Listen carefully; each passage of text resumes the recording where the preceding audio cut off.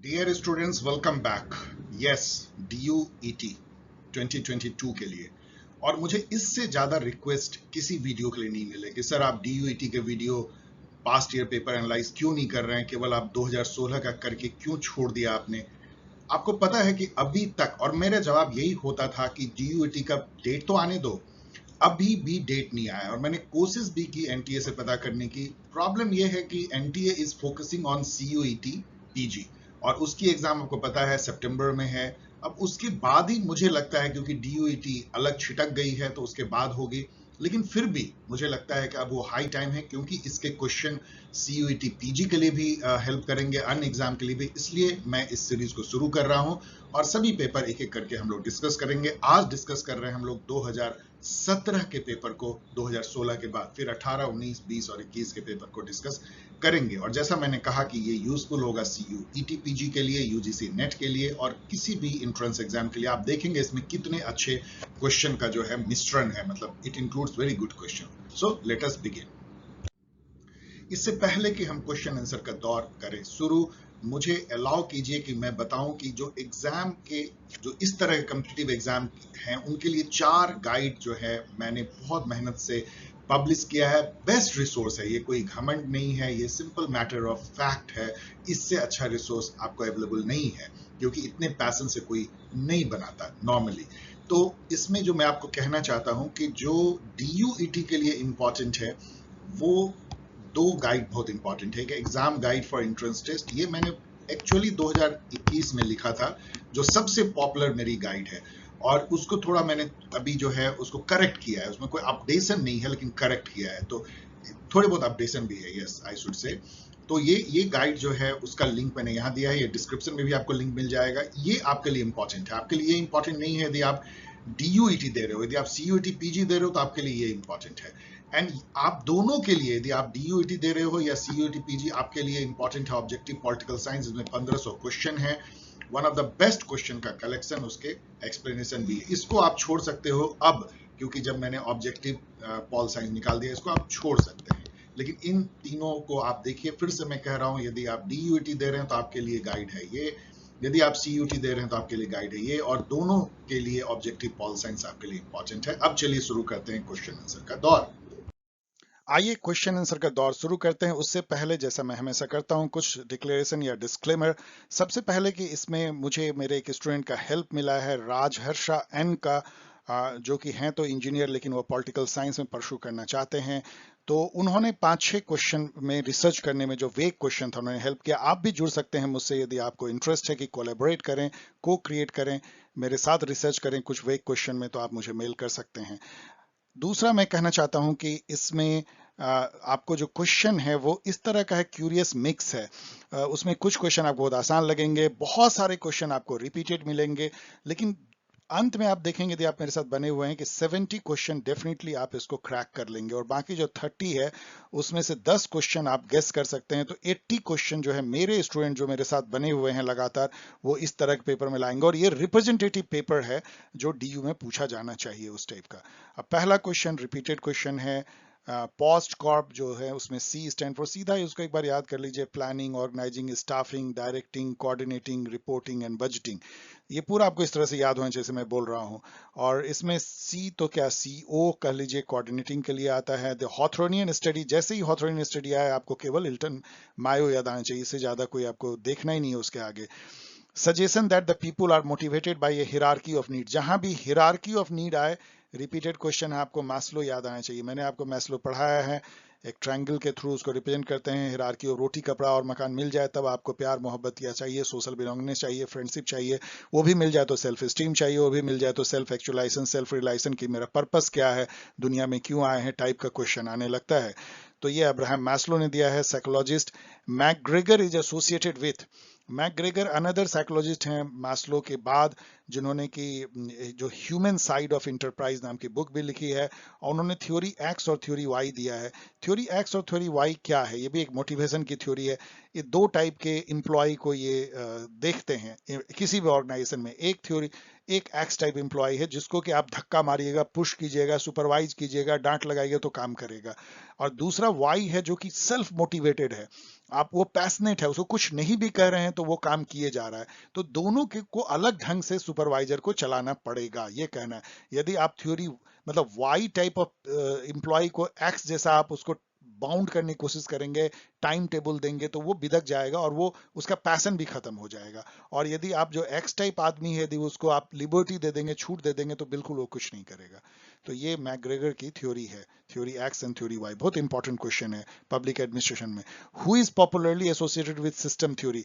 अब यहाँ system theory का नाम आते ही डेविड स्टर्न का नाम याद आना चाहिए आपको, लेकिन वो कंपेरेटिव पॉलिटिक्स में है। पब्लिक एडमिनिस्ट्रेशन में यदि हम देखें तो हर्बर्ट साइमन ने जो है काफी काम किया है सिस्टम थ्योरी पे, particularly organisation as a system.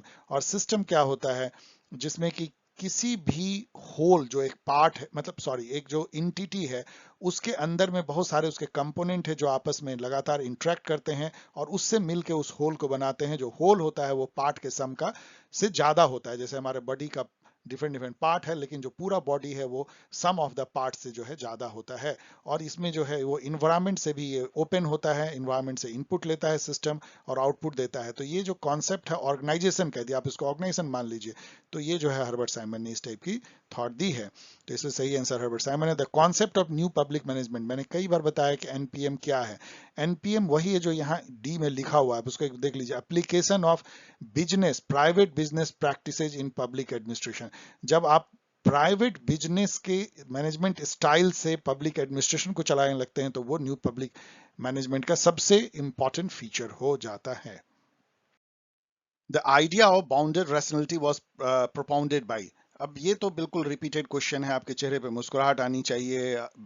Herbert Simon को इसके लिए बेसिकली जो है इकोनॉमिक्स का नोबेल प्राइज भी दिया गया था। वन ऑफ द थॉट जिसके लिए था वो बाउंडेड रैशनैलिटी थी। उसका एक लाइन में मीनिंग ये होता है कि जो एडमिनिस्ट्रेटिव मैन होता है, जो मैनेजर होते हैं, एडमिनिस्ट्रेटर होते हैं, उनके पास में कंप्रिहेंसिव रैशनैलिटी नहीं होती है। यानी कि उनके पास अनलिमिटेड टाइम, एनर्जी, इंफॉर्मेशन नहीं होता कि वो सारे अल्टरनेटिव को फिल्टर आउट करें, उन सब का कॉस्ट बेनिफिट निकालें और फिर बेस्ट अल्टरनेटिव चुने। ये इम्पॉसिबल है।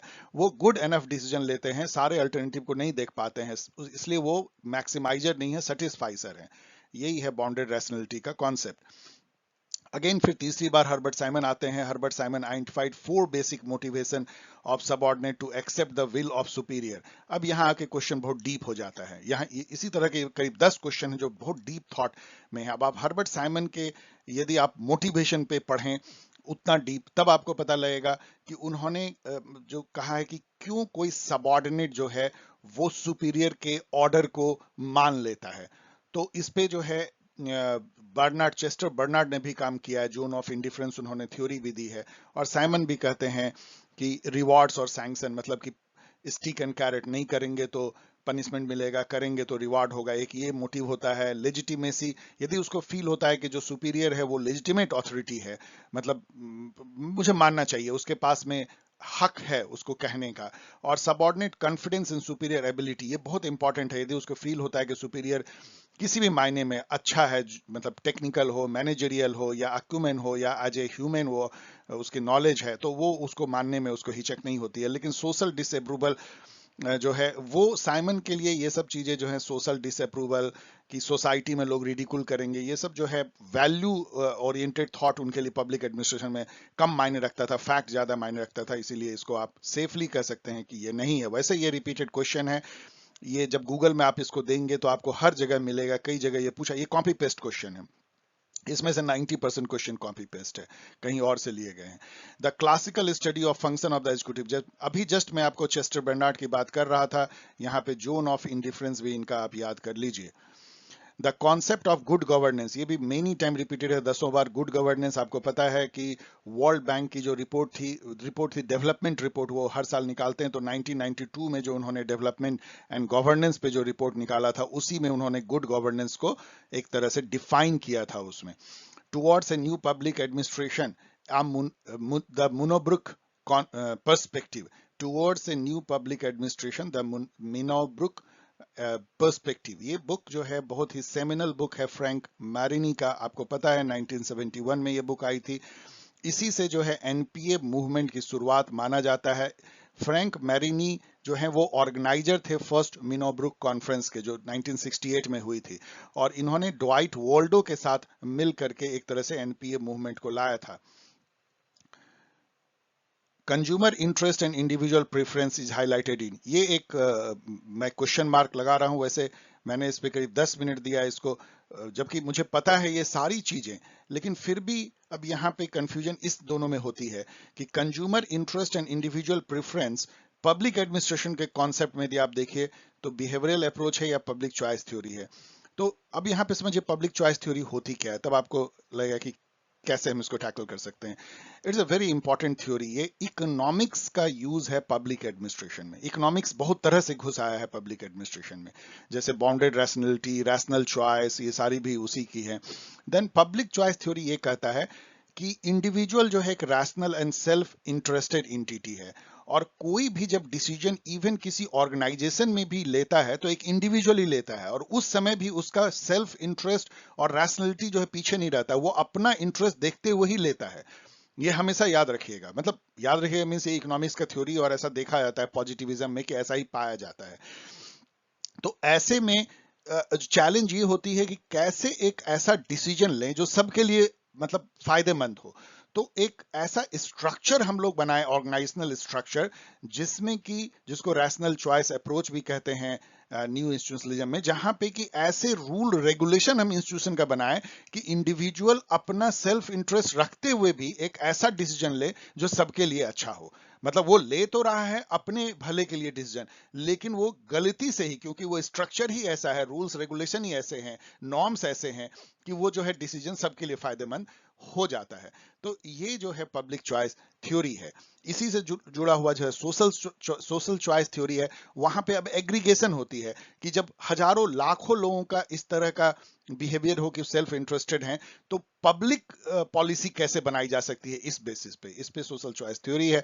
तो मेरे अनुसार से ये ज्यादा से ज्यादा जो है मुझे लगता है पब्लिक चॉइस थ्योरी है। बिहेवियरल अप्रोच आपको पता है कि वो इंपेरिकल अप्रोच हो जाती है, जहां फैक्ट्स, ऑब्जर्वेशंस, जो ह्यूमन बिहेवियर है उसको ऑब्जर्व करके, इंटरव्यू ले करके, या उसके फैक्ट को जुटा करके जो है हम जब कोई थ्योराइज करते हैं तो वो बिहेवियरल अप्रोच है। इसको बिहेवियरल रिवोल्यूशन भी कहते हैं। तो पब्लिक चॉइस थ्योरी सेफली आप इसमें मार सकते हैं, बट ऑफ कोर्स आप फर्दर रिसर्च कर सकते हैं इसमें।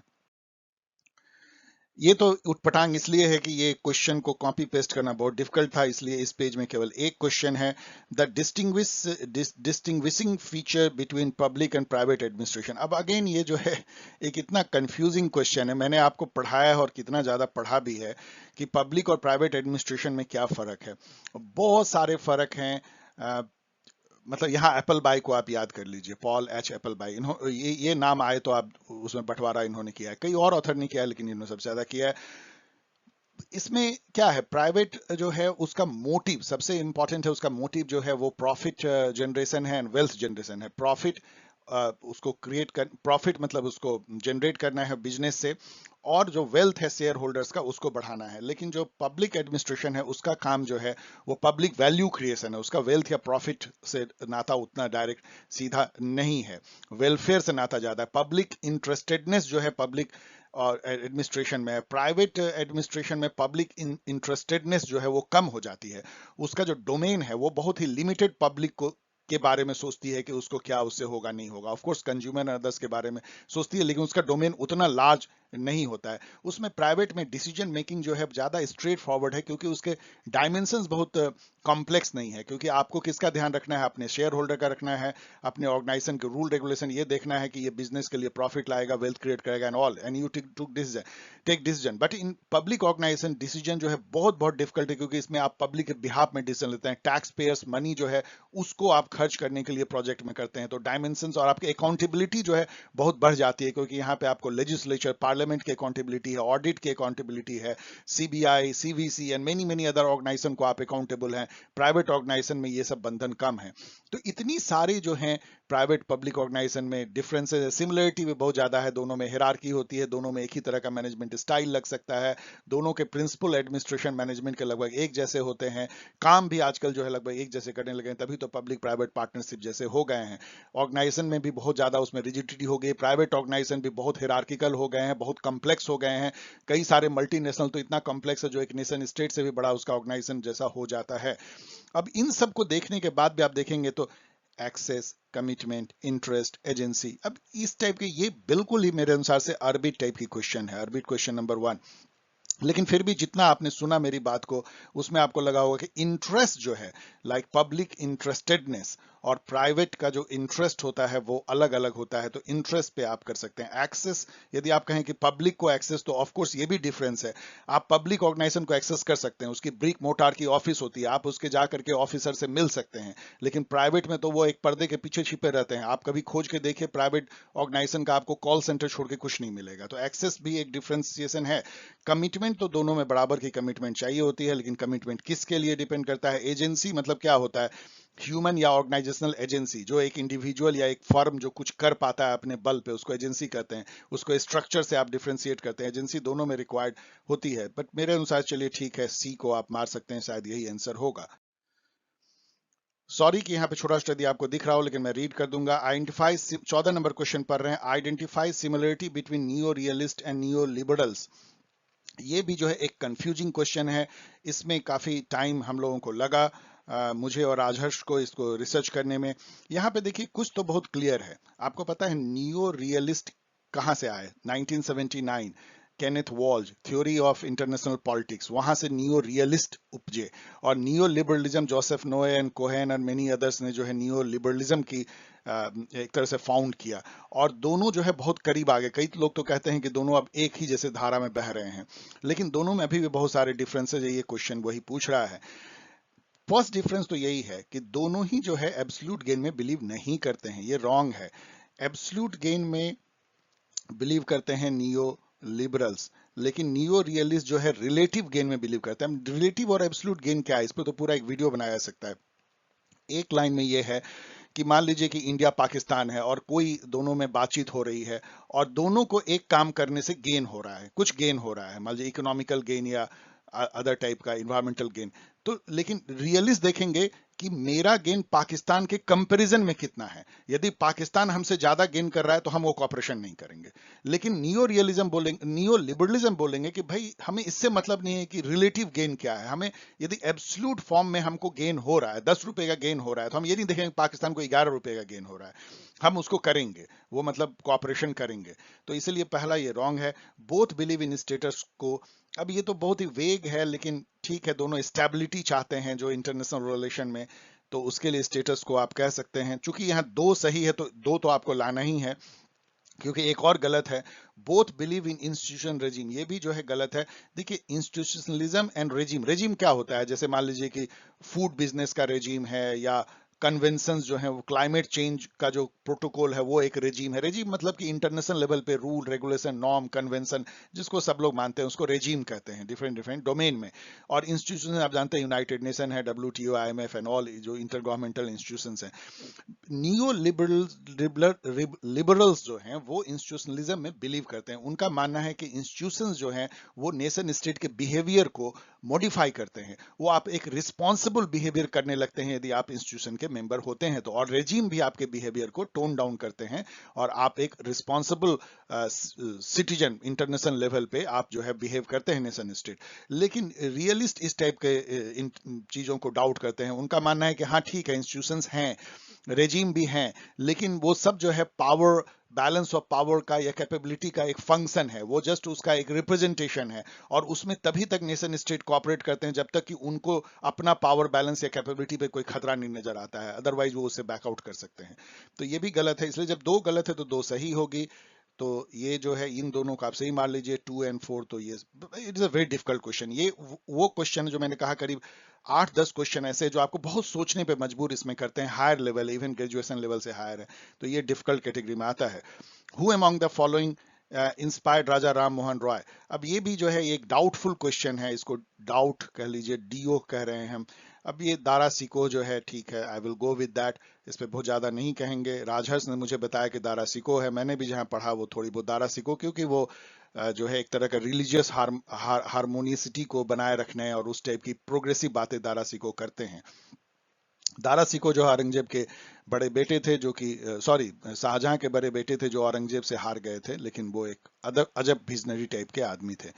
New institutionalism in understanding comparative politics include the following school of thought. ये एक बहुत इजी क्वेश्चन है, रिपीटेड क्वेश्चन है। न्यू इंस्टीट्यूशनलिज्म कहते ही हैं 3 न्यू इंस्टीट्यूशनलिज्म, हमने आपको पढ़ाया भी है 3 न्यू इंस्टीट्यूशनलिज्म। उसमें आता है रैशनल चॉइस, कल्चरल जिसको सोशियोलॉजिकल भी कहते हैं, स्ट्रक्चरल जिसको हिस्टोरिकल भी कह सकते हैं। तो ये 3 आता है, तो आप 2, 3, 4 में टिक मार लीजिए। What is the first virtue of social institution? Repeated question, इसको तो आप सीधा याद कर लीजिए। The first virtue of social institution according to Rawls is justice. इस पे कम्युनिटेरियन जो है क्रिटिक भी करते हैं कि क्यों जस्टिस ही फर्स्ट वर्च्यू होना चाहिए। अब यहाँ देखिए मैच करने के लिए चलिए इसमें वो गेम खेलने की कोशिश करते हैं। थ्योरी ऑफ फॉर्म प्लेटो, ए का 4, क्या ए का 4? वाओ, ये तो सीधा लड़ गया, ए का 4 है। अब बाकी हम नहीं देखने वाले हैं, क्योंकि ए का 4 एक ही में है, तो बाकी को जस्ट आप देख लीजिएगा। लेकिन चलिए नॉलेज के लिए, तो withering away of state, withering away of state marks ने कहा था, मतलब स्टेट खत्म हो जाएगा। निगेटिव लिबर्टी, इसिया बर्लिन उसको प्रमोट करते हैं।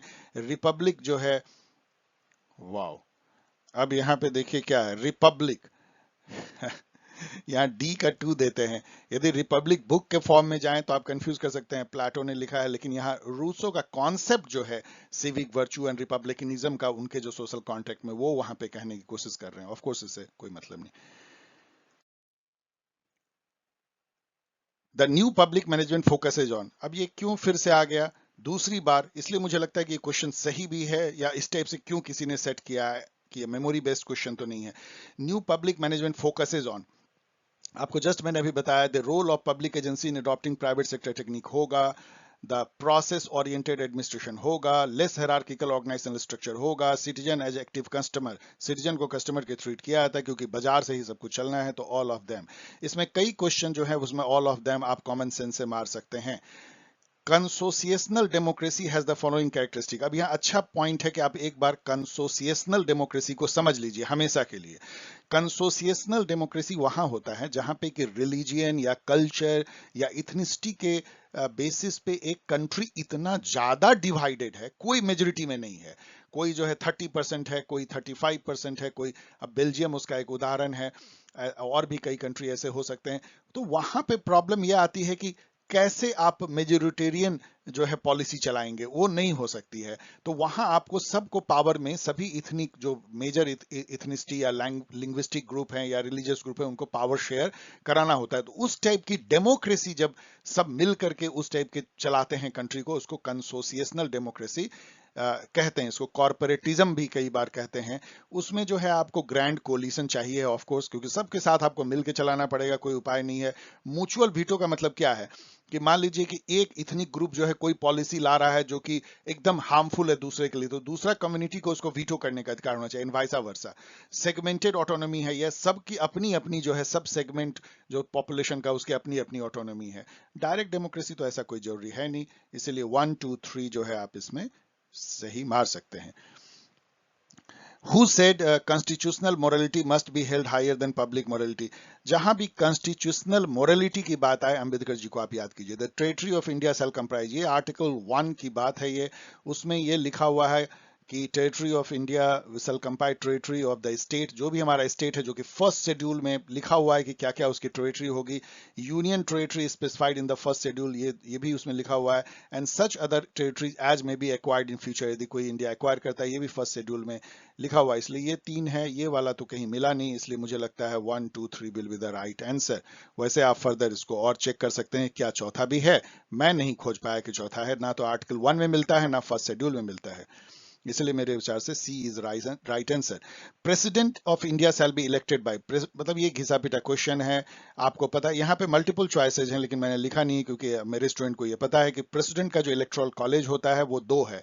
एक तो है elected member of the both houses of parliament, और elected member of the legislative, तो 2 और 4 इसका सही आंसर है। यहाँ पे आप वाइस प्रेसिडेंट के इलेक्टोरल कॉलेज को फिर से एक बार रिवाइज कर लीजिए, उसमें केवल होता है all members of both house of parliament, तो ये वाइस प्रेसिडेंट का इलेक्टोरल कॉलेज है। आप यहीं पे उस क्वेश्चन को भी मैच द फॉलोइंग, अब ये तो आपको पता है। अब यहाँ पे चलिए गेम खेलते हैं। 123 आपको आर्टिकल पता है कि ये ऑर्डिनेंस से है, डेफिनेटली यदि आपने गाइड पढ़ा है तो आपको पता होगा या मेरे डिस्कशन को सुना है।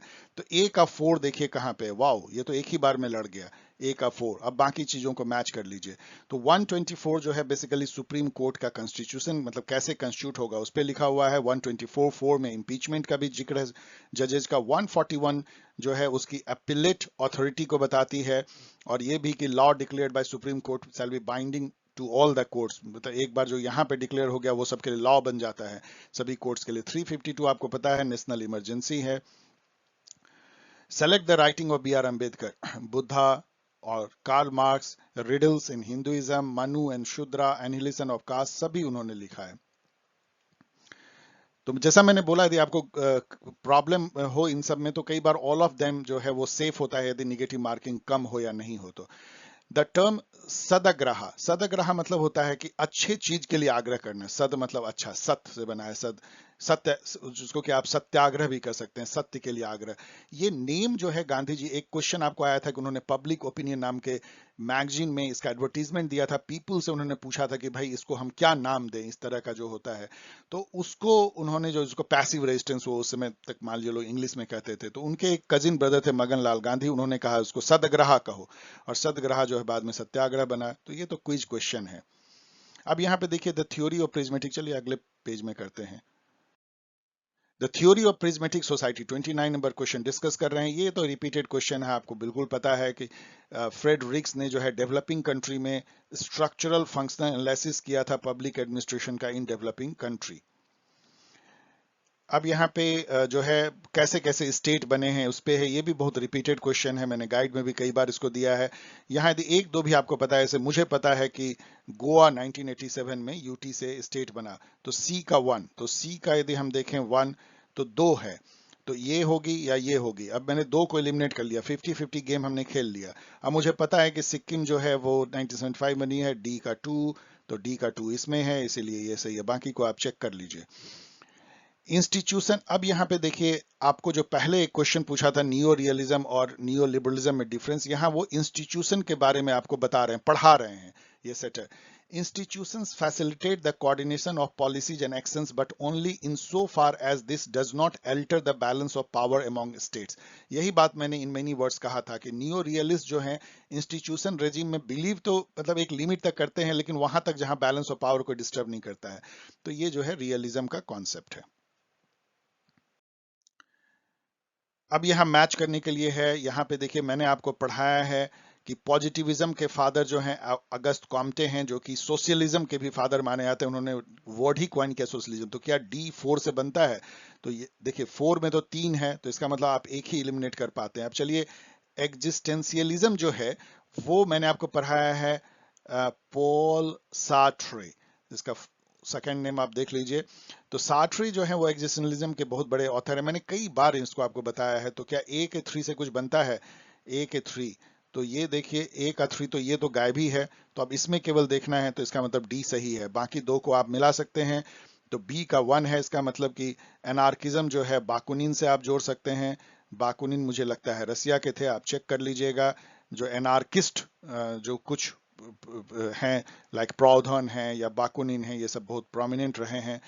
वहां पे एक पैसिफिस्ट अनार्किस्ट भी रहे हैं लियो टॉल्स्टॉय, जिनको कि गांधी जी ने अपना एक तरह का आदर्श माना था, इसलिए गांधी जी भी अपने को इनलाइटेंड अनार्किस्ट या फिलोसफिकल अनार्किस्ट के तौर पे मानते हैं।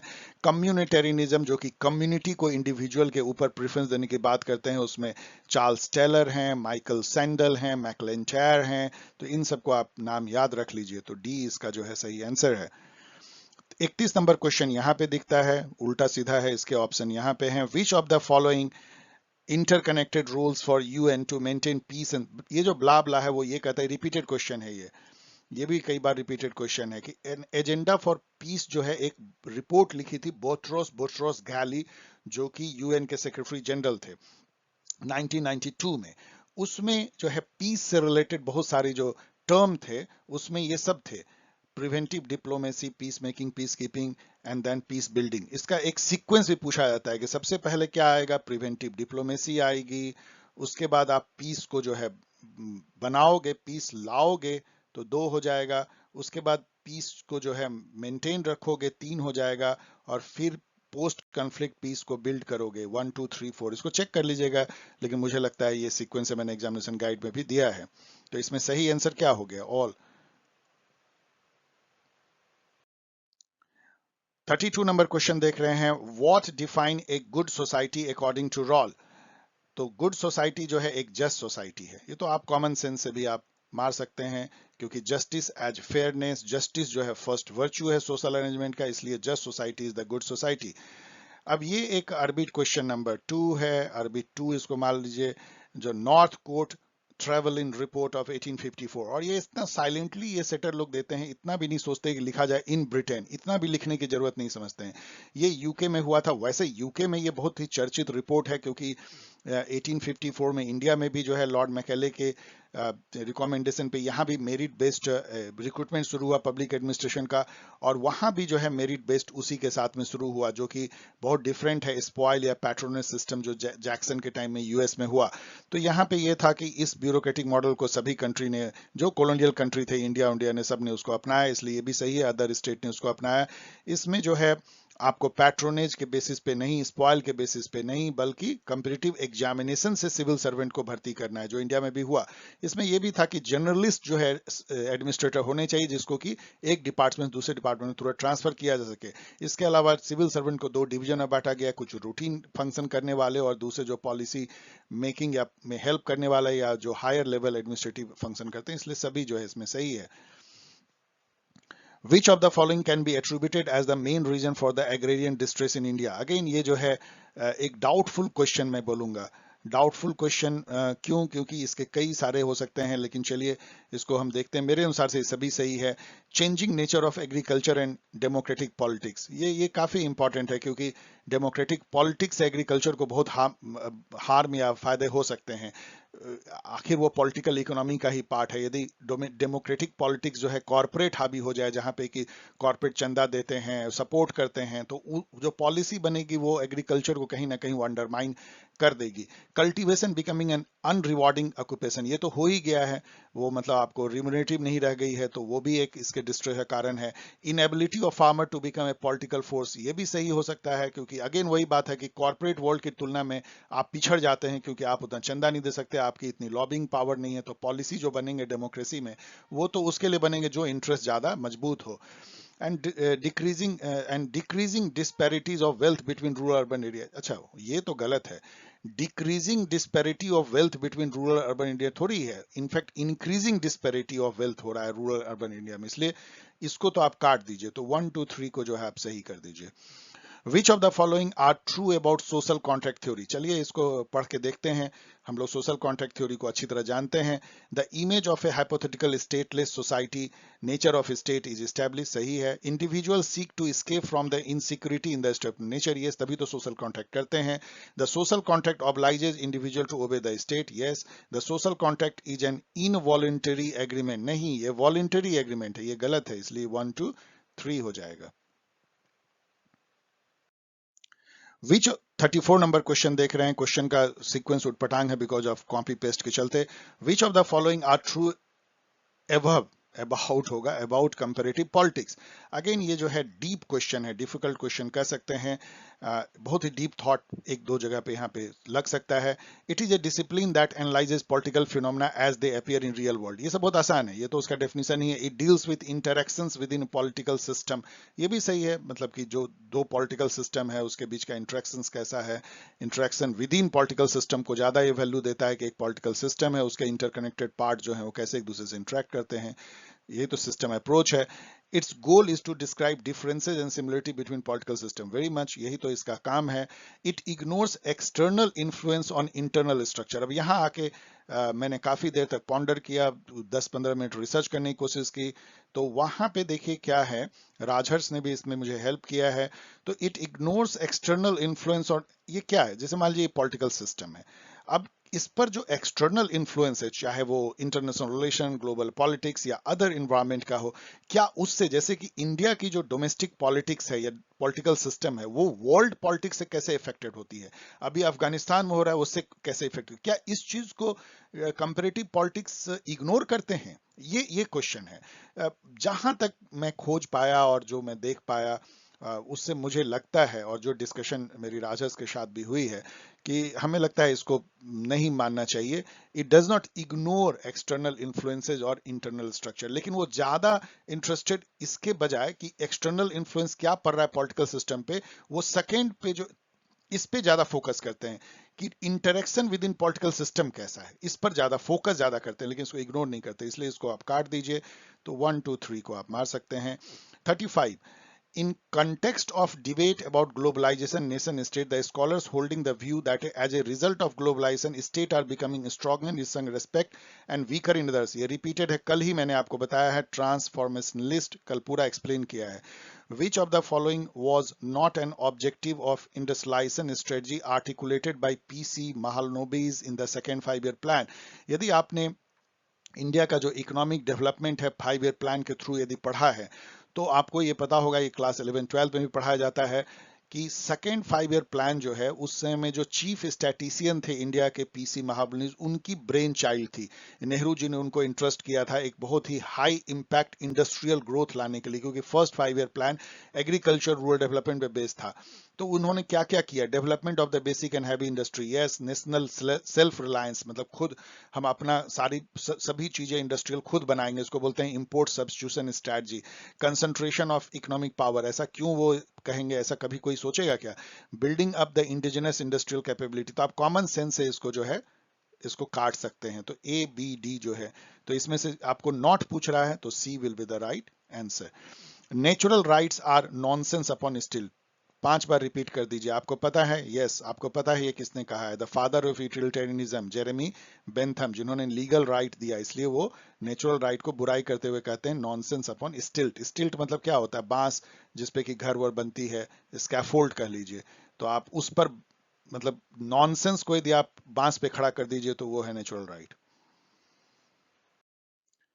40 नंबर क्वेश्चन, यहां देखिए, the feminist concept personal is political. ये बहुत अच्छा क्वेश्चन है, गुड क्वेश्चन आप इसको कह सकते हैं. पर्सनल पॉलिटिकल का मतलब क्या होता है, ये एक बार फिर से आपको जानना चाहिए. There is no difference between public private domain. No, ऐसा थोड़ी है, डिफरेंस है. But inequality of power relation in public and private domains reinforce each other. जो घर में वाइफ हस्बैंड का पावर रिलेशन है, वो पब्लिक डोमेन तक चला जाता है, और पब्लिक डोमेन में जिस तरह से वुमेन को एक्सक्लूड किया जाता है और उसके थ्रू जो पॉलिसीज बनते हैं, वो घर में जो वुमेन का हालत है उसको इफेक्ट करता है, जेंडर रिलेशन को. यही जो है पर्सनल इज पॉलिटिकल या पॉलिटिकल इज पर्सनल कह लीजिए. Which of the following is not a valid difference between Rawls and Nozick political philosophy? हम लोग को ये बहुत अच्छा क्वेश्चन है आपको ज्ञान बढ़ाने के लिए, अदर क्वेश्चन के लिए. Rawls was liberal, Nozick was libertarian. दोनों में जो फर्क है बहुत बार हमने एक्सप्लेन किया है. Rawls theory is an end state theory, बहुत जगह पूछा गया है, जबकि नॉजिक का प्रोसीजरल है, ये भी बहुत जगह पूछा गया. Rawls supported redistribution while Nozick opposed it. यहाँ पे एक और आप जोड़ लीजिए कि रॉल की थ्योरी जो है डिस्ट्रीब्यूटिव जस्टिस पे बेस्ड है, जबकि इनकी इंटाइटलमेंट थ्योरी ऑफ जस्टिस कहलाती है. Rawls was oppose to private property rights while Nozick upheld them. No, दोनों ही चूंकि लिबरल हैं, दोनों जो है प्राइवेट प्रॉपर्टी को सपोर्ट करते हैं. Which of the following are positive conception of liberty. Positive conception क्या है? जहां की आपको स्टेट या कोई और कैपेबल बनाता है वो काम करने को जो आप नहीं कर सकते, या वो बनने को जो आप अदरवाइज नहीं बन सकते. ये भी आपका विल को भी दर्शाता है कि आपके विल पे ऑटोनॉमी आपका ही है, कोई दूसरा आपके इच्छाओं को गाइड नहीं करता है. तो not just ability of option but also ability to choose wisely, मतलब ऑप्शन फ्रेम करने की एबिलिटी भी जो है वो जो है. तो इसलिए आप इसको भी कह सकते हैं पॉजिटिव लिबर्टी है. Being free from legal constraint negative liberty है. State intervening in economy to ensure meeting of basic need positive liberty है. Not being deliberately interfered with by other individual negative liberty है. इसलिए कौन बना 1 and 3. With whom the following ideas associated. अब यहाँ चलिए game खेलते हैं हम लोग मैचिंग का.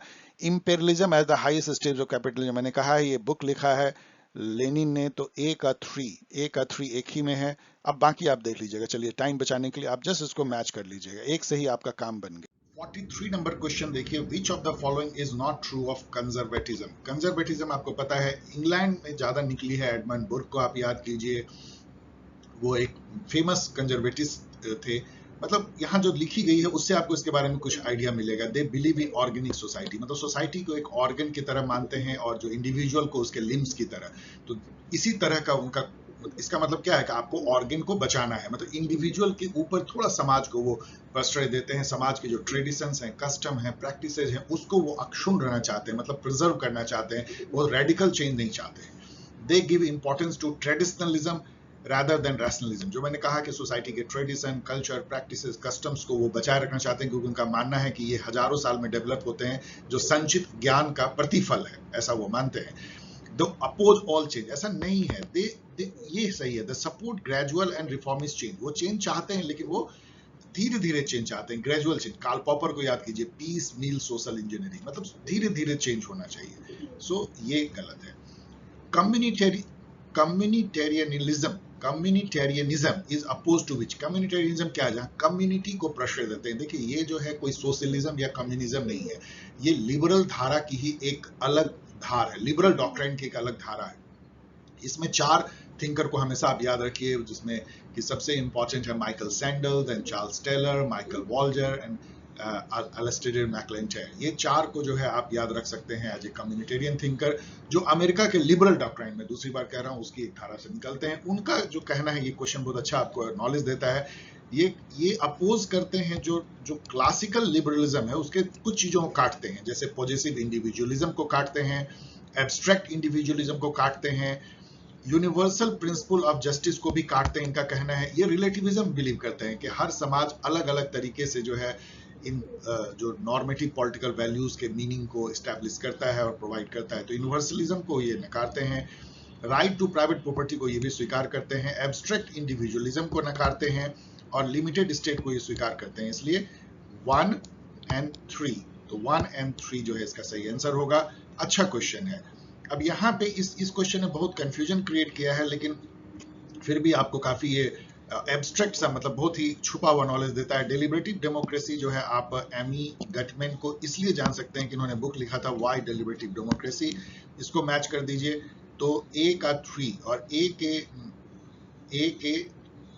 का सॉरी ये 2 है, तो ए का 2 में एक ही है, तो आपको एक से आप केवल चेक कर लीजिए। बी का 3 है, तो रेडिकल डेमोक्रेसी पे जो है इनका थॉट, यहाँ मैंने बुक भी दिया, आप देख सकते हैं। सी का 4 है, कॉस्मोपॉलिटन डेमोक्रेसी जो है, डेविड हेल्ड ने इस पे काफी काम किया, और डायरेक्ट डेमोक्रेसी आपको पता है कि रूसो के थॉट में झलकता है। तो अच्छा क्वेश्चन है, थोड़ा डिफिकल्ट आप कह सकते हैं। Which of the following is not associated with postmodernism? ये क्वेश्चन मेरे अनुसार से ये इनवैलिड क्वेश्चन हो जाता है, क्योंकि इसमें से कोई भी rejection of meta narrative, not association. अच्छा ओके, तो नॉट ये सही है, ये रिजेक्ट करते हैं मेटा नैरेटिव को, तो सही है। चलिए मैं इसको करेक्ट करता हूं अपने को, rejection of meta narrative. Oh, once again no, I am sorry कि मैं आपको भी शायद कंफ्यूज कर रहा हूं, क्योंकि ये है कंफ्यूजिंग क्वेश्चन। देखिए, विच of the following is not associated with post modernism. Post modernism जो है वो मेटा नैरेटिव को रिजेक्ट करते हैं। मेटा नैरेटिव क्या होता है, इस पे कंफ्यूजन क्रिएट हो सकती है। मेटा नैरेटिव होता है नैरेटिव का नैरेटिव, मतलब ग्रैंड नैरेटिव, जैसे कि हिस्ट्री में क्या हुआ उसको यदि आप डिस्कोर्स बना के एक अलग ढंग से पेश करते हैं तो उसको मेटा नैरेटिव कहते हैं। तो इस तरह के डिस्कोर्स को वो जो है रिजेक्ट करते हैं, मेटा नैरेटिव को। तो ये भी एसोसिएटेड है। Believe that world is socially constructed, ये भी एसोसिएटेड है। यस, ये मानते हैं कि सब कुछ सोशली कंस्ट्रक्टेड है। आइडेंटिटी पे फोकस करते हैं जो कि सोशली कंस्ट्रक्टेड होती है। बाइनरी अपोजिशन, रात दिन औरत मर्द, इसको बिल्कुल काटते हैं। वो जैसे 50 शेड्स ऑफ ग्रे, बीच में जो है रात दिन के काफी शेड्स आते हैं। एंड ऑब्जेक्टिव ट्रूथ को तो बिल्कुल नकारते हैं, वो सब्जेक्टिविटी पे जाते हैं, रिलेटिविटी पे जाते हैं। तो इसलिए सभी जुड़े हुए हैं। तो ये क्वेश्चन जो है मेरे अनुसार से इनवैलिड क्वेश्चन बनता है। 45 नंबर क्वेश्चन देखिए, Ashok Mehta committee recommended for, it is a difficult question मैं बोलूंगा, क्योंकि देखिए अशोक मेहता कमेटी, इतना आपको पता होगा अब तक यदि आप मेरे साथ बने हुए हैं, कि इन्होंने पंचायती राज इंस्टीट्यूशन पे 77 में बनी थी, इन्होंने 2 टियर का जो है प्रस्ताव दे दिया था। बलवंत राय मेहता कमेटी जो 1957 में बनी थी, उन्होंने जो है 3 टियर का दिया था, जो अभी भी अल्टीमेटली बलवंत राय मेहता की ही बात मानी गई कि पहले पंचायत हो, ग्राम पंचायत होगा, फिर पंचायत समिति होगी, जिला परिषद होगा। लेकिन जो ये कमेटी आई थी अशोक मेहता कमेटी, उसने 2 टियर कर दिया था। उसने कहा था कि नहीं, नीचे के लेवल पे एक मंडल पंचायत कर दो, मतलब कुछ गांवों का मिला हुआ कुछ गांव, और ऊपर जिला परिषद, बस 2 ही टियर कर दो। अच्छा हुआ कि नहीं मानी गई। और लेकिन इन्होंने एक अच्छी बात कही थी कि इसको कॉन्स्टिट्यूशनल मैंडेट दो, जो माना गया। तो ये मंडल पंचायत है। Difficult question. सीबी मैकफर्सन का नाम आते ही आपको पॉजिटिव इंडिविजुअलिज्म पे टिक मारना है। मैं ऐसे कह रहा हूं क्योंकि ये कैनेडियन थे।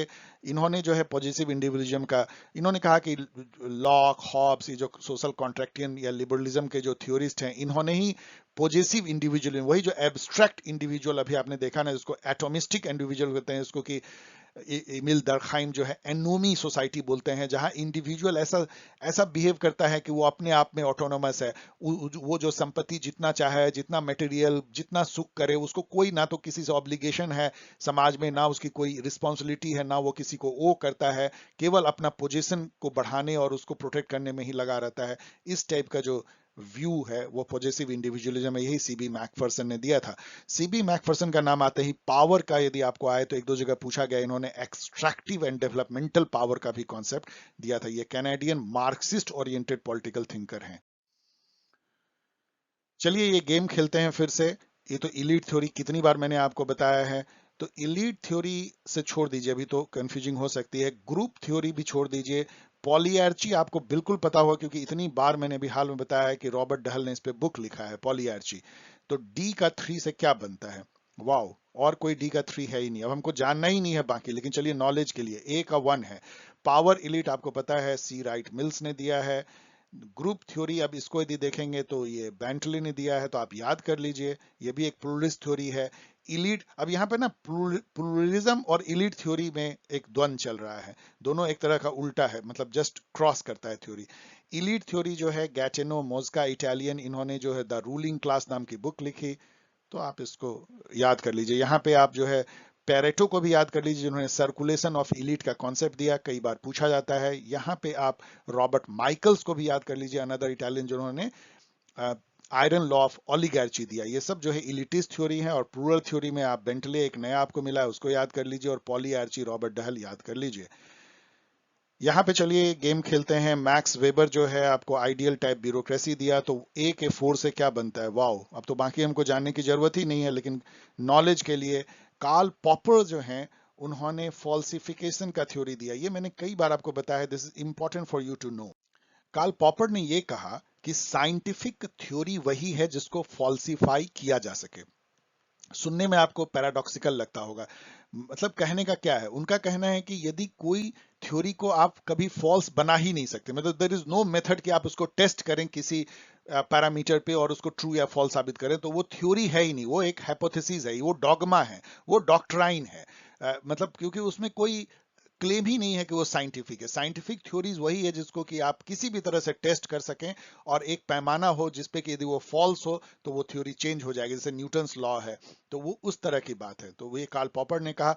थॉमस कुन भी मैंने आपको पढ़ाया, जहां पैराडाइम की मैंने बात की है, पैराडाइम शिफ्ट का कॉन्सेप्ट दिया। अब यहाँ एक्सप्लेन मैं नहीं कर रहा हूँ, आपको पता है पैराडाइम क्या होता है, मैंने कई बार बताया है। और उन्होंने ये कहा है कि जब पैराडाइम शिफ्ट होता है तो पूरे नॉलेज का जो एक समझिए कि पैराडाइम, जो फ्रेमवर्क, जो पूरा पर्सपेक्टिव, जो पूरा जो ग्रैंड रूल जिसके तहत सारे रूल रेगुलेशन रिसर्च होते हैं, वही चेंज हो जाती है। उसको पैराडाइम शिफ्ट बोलते हैं। और कार्ल मार्क्स जो है हिस्टोरिकल मटेरियलिज्म इन्होंने दिया है, आपको पता है।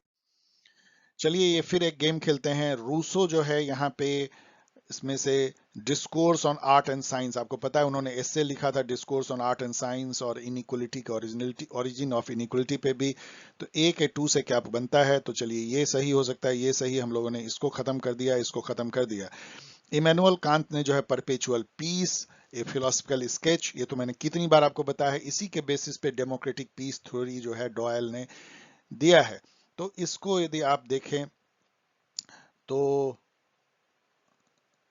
तो इसको आप ए बी का 1, तो बी का 1 जो है, सॉरी, बी का 1, यस, बी का 1 किस में आता है ये? तो इसका मतलब हमको ये सही मिल गया। अब 2 को बाकी देख लीजिए। जॉन रॉल जो है, यदि आप देखेंगे सी, तो सी का 4 है। पॉलिटिकल लिबरलिज्म नाम की उन्होंने बुक लिखी है। और हैबर मास, आपको मैंने जस्ट बताया अभी कि उन्होंने कम्युनिकेटिव थ्योरी पे मतलब कम्युनिकेटिव एक्शन थ्योरी उन्होंने दिया है। तो ये यहाँ देख लीजिए, the structural transformation of the public sphere, ये भी बुक जो है हेबरमास, तो कितनी सारे डिफरेंट आपको हेबरमास के मिल रहे हैं। इसके अलावा कि उन्हें कम्युनिकेटिव एक्शन थ्योरी भी दिया है। अब यहाँ पे मैं आपको जस्ट नॉलेज के लिए दे रहा हूँ कि theory of communicative action, the structural transformation of the public sphere, ये जुर्गन हेबरमास है। अभी जस्ट आपने देखा कि डेलिबरेटिव डेमोक्रेसी पे भी इन्होंने जो है लिखा है हाबरमास ने। थ्योरी ऑफ जस्टिस 1971 में बुक लिखा जॉन रॉल ने, और लॉ ऑफ पीपल भी इन्होंने बाद में दिया, जो ग्लोबल जस्टिस का लॉ है, जॉन रॉल। और रूसो ने जो है इमिली लिखा, treatise on education and social contract, जो इनकी सेमिनल बुक है। ये सबको याद कर लीजिए। विच of the following is true about John locks view about human understanding? तो ये इन्होंने एक बुक लिखा था जॉन लॉक ने, यहाँ देखिए, an essay concerning human understanding. उसी से ये चारों क्वेश्चन है और ये सब मेरे हिसाब से सही हैं। There is no innate knowledge and mind is a tabula rasa, मतलब ब्लैंक टेबलेट है। मतलब माइंड जो है ना, वो कुछ भी ले करके नहीं आता, वो क्लीन स्लेट है। जब एक बच्चा पैदा होता है तो वो उसका मतलब, ये एक रैशनलिज्म के अगेंस्ट में, रैशनलिज्म जो व्यू ये कहता है कि कुछ ए प्रायरी नॉलेज होता है जो हम ले करके आते हैं, तो वो इसको काटता है। मतलब यहाँ पे आप एक मिथोलॉजी में याद कीजिए, महाभारत में अभिमन्यु, ये एक माना जाता है कि वो जो है गर्भ से ही वो चक्रव्यूह को तोड़ने की कला जो है उन्होंने सीख लिया था। तो वो रैशनलिज्म है, उसको ये नकारते हैं, कहते हैं कुछ नहीं होता है, ब्लैंक टेबलेट होता है, ब्लैंक स्लेट होता है। और जो भी हम नॉलेज गेन करते हैं, एक इंडिविजुअल या एक व्यक्ति, वो केवल उसके एक्सपीरियंस जो होता है, सेंस एक्सपीरियंस, उसी से जो हम परसीव करते हैं, परसेप्शन होता है, और उससे जो हम अपने लॉजिक और रीजनिंग जो हम डेवलप करते हैं टाइम के साथ, उसको मिला करके हम नॉलेज बनाते हैं। Ideas are materials of knowledge and all ideas come from experience. यही जो है इम्पेरिसिज्म इसको बोलते हैं, रैशनलिज्म के बदले। Experience is also of two kind, sensation, reflection, ये भी उन्होंने कहा था। तो ये सब जो है आप कह सकते हैं इसमें।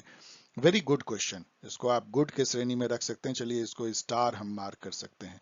बहुत सारे नॉलेज आपको देता है ये मैच। ये चलिए ये गेम खेलते हैं, वो टूटा फूटा है, इसके लिए सॉरी। जॉन रॉल जो है, इन्होंने डिस्ट्रीब्यूटिव जस्टिस दिया।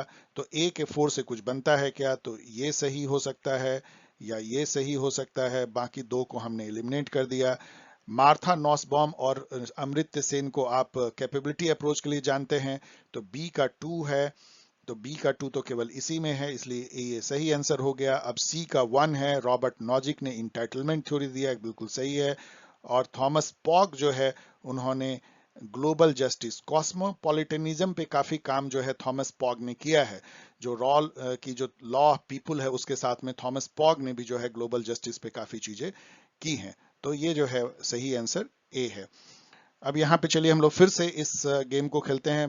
55 नंबर, एडमंड बुर्क जो हैं वो कंजर्वेटिज्म के फादर हैं। तो ए के 3 से क्या बनता है? ये तो पूरी क्वेश्चन ही आपको बन गई। अब बी का 2 है, रॉबर्ट नॉजिक, लिबर्टेरियनिज्म, ठीक है।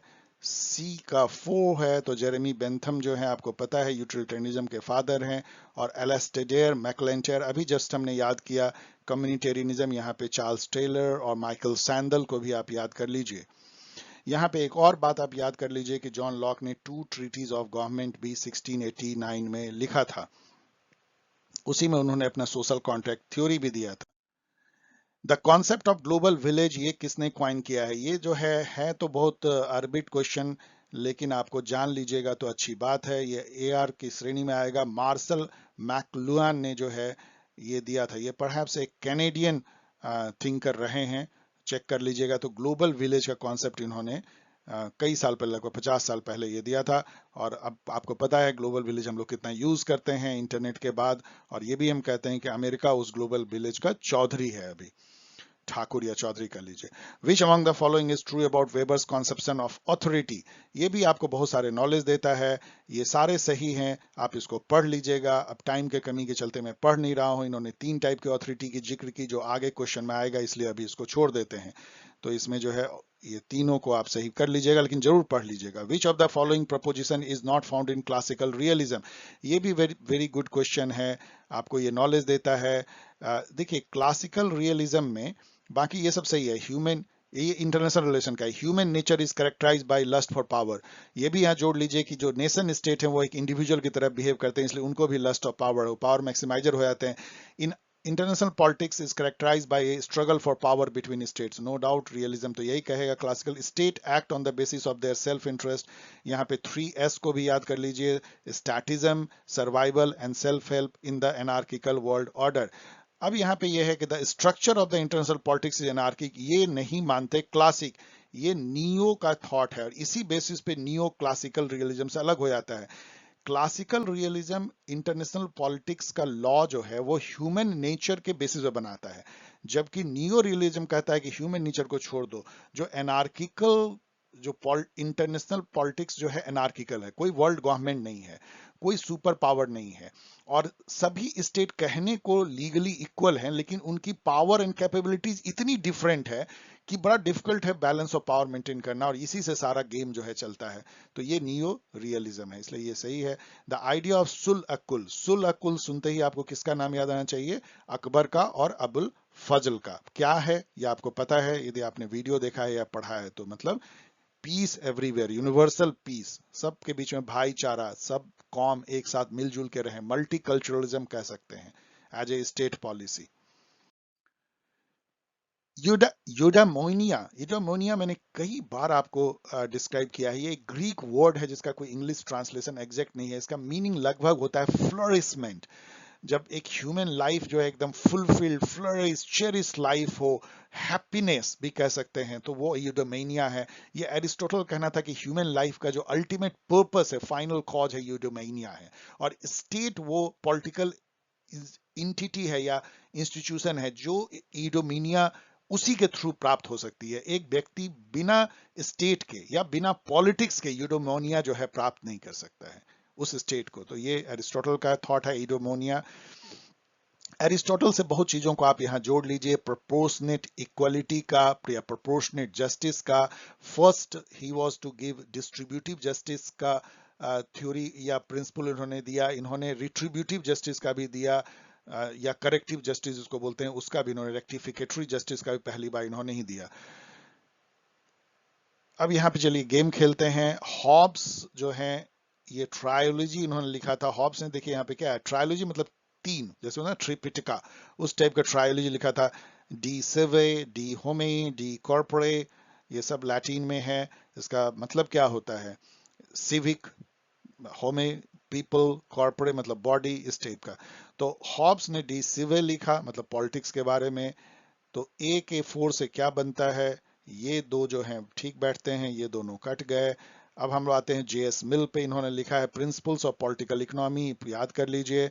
तो बी का 3 यहाँ है, इससे बन गई। सी का 2 Karl Marx. The 18th Brumaire of Louis Bonaparte, मैंने इसके बारे में एक्सप्लेन भी किया है। और रूसो ने जो है इमली लिखा, अभी जस्ट मैंने आपको बताया। Which among the following distinctions are correct as laid down by Gandhi between Satyagraha and passive? ये एक डीप क्वेश्चन है। मैंने आप जो आपको कहा है कुछ इसमें डीप थॉट क्वेश्चन है, तीसरा चौथा, इसको डिफिकल्ट क्वेश्चन भी आप कह सकते हैं। तो इसमें आप देखेंगे कि पैसिव रेजिस्टेंस, जिसको कि उन्होंने सत्याग्रह बाद में नाम दिया, लेकिन बहुत दोनों में डिफरेंस उन्होंने बताया। While there is no scope for love in passive resistance, there is not only no place of hatred in Satyagraha, but it is a breach of its rule। मतलब प्यार होना चाहिए, जिसके आप जिससे प्यार होता है, जिसको आप इज्जत करते हैं, उसी से सत्य के लिए आग्रह करते हैं। जिससे आपको कोई नाता नहीं होता है, उसके लिए आप पैसिव रेजिस्टेंस करते हैं। तो ये सही है। Satyagraha can be offer to ones near and dear and one, वही बात है, इसको पढ़ लीजिएगा। तो ये तो सही है, लेकिन Satyagraha is non violent whereas violence is an essential component of passive. ये गलत है मेरे हिसाब से। देखिए वायलेंस जो है वो हो सकता है पैसिव रेजिस्टेंस में, इट इज नॉट दैट कि वायलेंस होगा ही। ये इसेंशियल वर्ड के चलते मैं ऑब्जेक्ट करता हूं, इसलिए उसको मैं काटता हूं। और ये 1 और 2 सही है।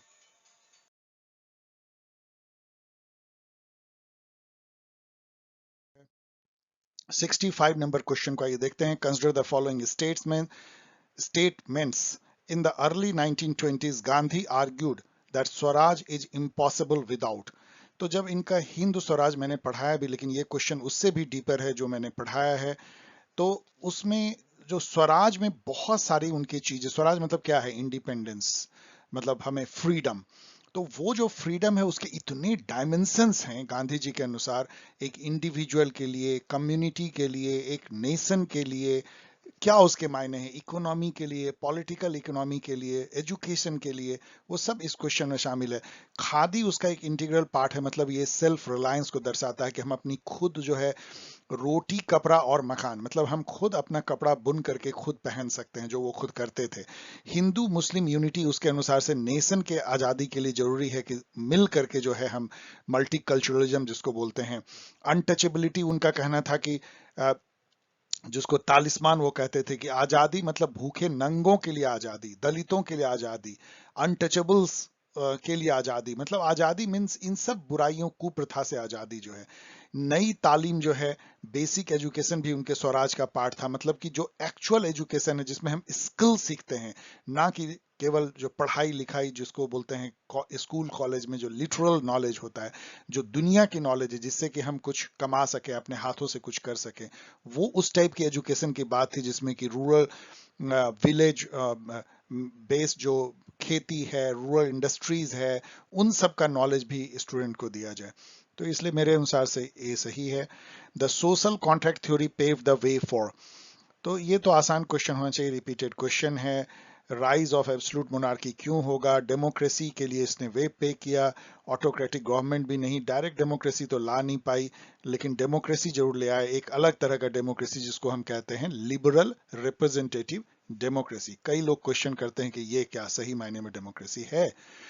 In which work was Vande Mataram first propounded, Vande Mataram आपको पता है हमारा राष्ट्र, उसको क्या कह सकते हैं आप, राष्ट्रगीत कह लीजिए, राष्ट्रगान जन गण मन है तो राष्ट्रगीत है, वंदे मातरम बहुत प्यार से हम लोग गाते हैं, बहुत ही अच्छा लिखा गया। और ये भी क्या संयोग है कि हमारा राष्ट्रगान राष्ट्रगीत दोनों ही लिखने वाले जो हैं वो बंगाली हैं।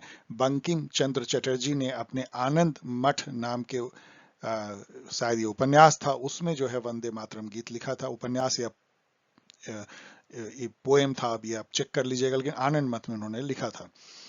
स्माइलिंग बुद्धा जो है ये बहुत रिपीटेड क्वेश्चन है। स्माइलिंग बुद्धा के साथ आपको शक्ति भी याद होना चाहिए। पहले चलिए शक्ति को ही देख लेते हैं। शक्ति, ऑपरेशन शक्ति जो है, जो पोखरान में सेकेंड विस्फोट हुआ था 1998 में वाजपेयी जी के टाइम में, उसको नाम दिया गया था स्माइलिंग बुद्धा। 1974 में इंदिरा गांधी के टाइम में जो है वो जो फर्स्ट पोखरान टेस्ट हुआ था जिसमें इंडिया ने अपने को न्यूक्लियर पावर डिक्लेयर किया था, तो ये ए है। We will wage a 1000 years war against India, ये किसने कहा था, तो ये तो मतलब याद मेमोरी की क्वेश्चन है, ये भुट्टो ने कहा था। भुट्टो प्राइम मिनिस्टर थे जिनको कि बाद में फांसी पे लटका दिया गया था, मतलब किसके द्वारा, शायद जियाउल हक के द्वारा। तो वो एक ग्रेट लीडर थे, जैसे अपने यहाँ नेहरू हैं वैसे वहाँ भुट्टो को माना जाता है। उनकी बेटी जो बेनजीर भुट्टो है, उनको भी जो है एक असमय मौत हुई थी बम धमाके में, तो उनको भी बहुत ग्रेट लीडर वहाँ पे बहुत लोग प्यार करते हैं, वो भी प्राइम मिनिस्टर कई बार रही। और उनका जो बेटा है बिलावल भुट्टो, वो जो है अभी वहाँ पे भी एक उभरता हुआ लीडर है, उसके हस्बैंड जरदरी जो हैं वो भी प्रेसिडेंट रहे हैं। तो Bhutto family is like Nehru Gandhi family हमारे यहाँ कैसे है। Which three traditions influenced marks, तो ये क्वेश्चन जो है इसमें देखिए, ये इस क्वेश्चन में आप कॉमन सेंस से कर सकते हैं। यदि आपको हेगेलिनिज्म आपको पता है कि कितना ज्यादा मार्क्स जो है हेगेल से प्रभावित थे, तो आप और किसी में हेगेल है नहीं, तो आप सीधा इसको मार सकते हैं। अब सोशलिज्म और पॉलिटिकल इकोनॉमी, तो मतलब पॉलिटिकल इकोनॉमी मतलब क्या हुआ, इकोनॉमी का वो पार्ट जो कि पॉलिटिक्स से गाइडेड होता है। एक्चुअली इकोनॉमी जो है सब पॉलिटिकल इकोनॉमी ही है, तो इससे भी वो जो है प्रभावित थे। सोशलिज्म तो साइंटिफिक सोशलिज्म के प्रोपाउंडर थे। For Savarkar what were the three fundamental bonds that United the Hindu, जो हिंदू, वो कहते थे कि हिंदू हर मायने में एक नेशन है। वो नेशन को कहते थे, उसका टेस्ट जो है तीन चीजों से होता है कि वो नेशन है। पहला तो उसको एक फिक्स टेरिटरी है जिसको कि राष्ट्र वो कहते थे, हिंदू राष्ट्र है। जाति जो है वो एक अलग रेस के फॉर्म में यूज करते हैं कि एक जाति है हिंदू की।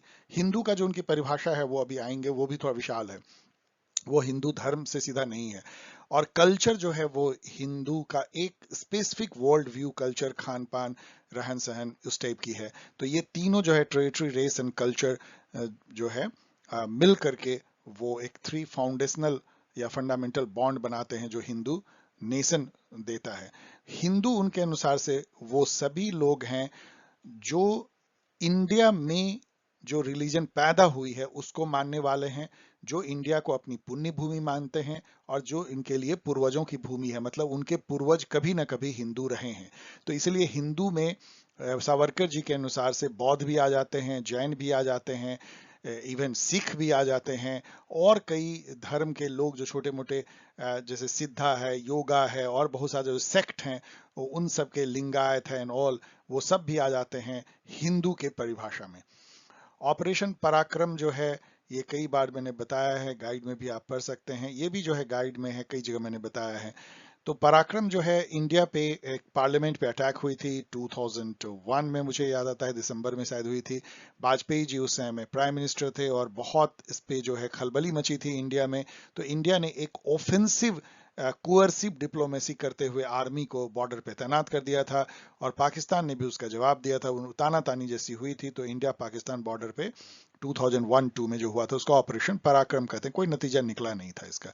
The social contract theory replaced, फिर से सोशल कॉन्ट्रैक्ट थ्योरी आ जाता है।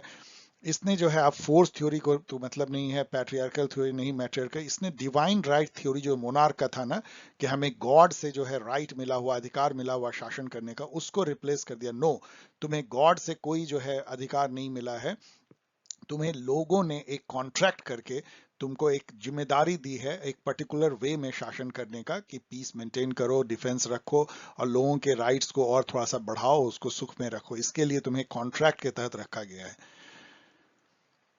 Which European thinker most influence the Anushilan Samiti? अनुशीलन समिति जो है एक रिवॉल्यूशनरी समिति थी बंगाल में, अरबिंदो भी इससे जुड़े हुए थे, रास बिहारी बोस और कई लोग इससे जुड़े रहे हैं। अनुशीलन समिति जो है मैजिनी, इनका फर्स्ट नेम जो है जिसॉपी, या मैं प्रोनाउंस जैसे भी कर रहा हूं, मैजिनी एंड गैरिबाल्डी, ये दो जो हैं ट्विन सुपर रिवॉल्यूशनरी लीडर रहे हैं इटली के, जिन्होंने इटली को यूनिफाई किया 1861 से 1871 के बीच में ये सब चली, 1861 में माना जाता है। तो ये इससे इतने मैजिनी के नेशनलिज्म से इतने प्रभावित थे बहुत लोग इंडिया में, और आपको जान के हैरानी होगी गांधी जी भी बहुत प्रभावित थे।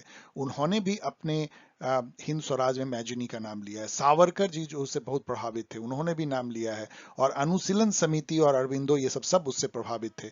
तो मैजिनी इंडिया में एक हीरो के जैसे थे। यहाँ पे वोल्टेयर को आप याद कर लीजिए, ये फ्रेंच रिवॉल्यूशन के फिलोसफर थे रूसो के साथ में।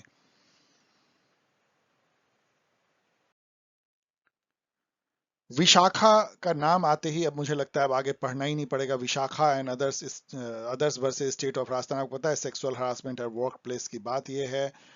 तो इसकी कहाँ पे है, वन ऑफ द फॉलोइंग, कुछ इसमें गड़बड़ हो गया है 69 का। चलिए ठीक है, 69 में यहाँ पे मैच नहीं कर रहा, आगे कहीं और होगा विशाखा।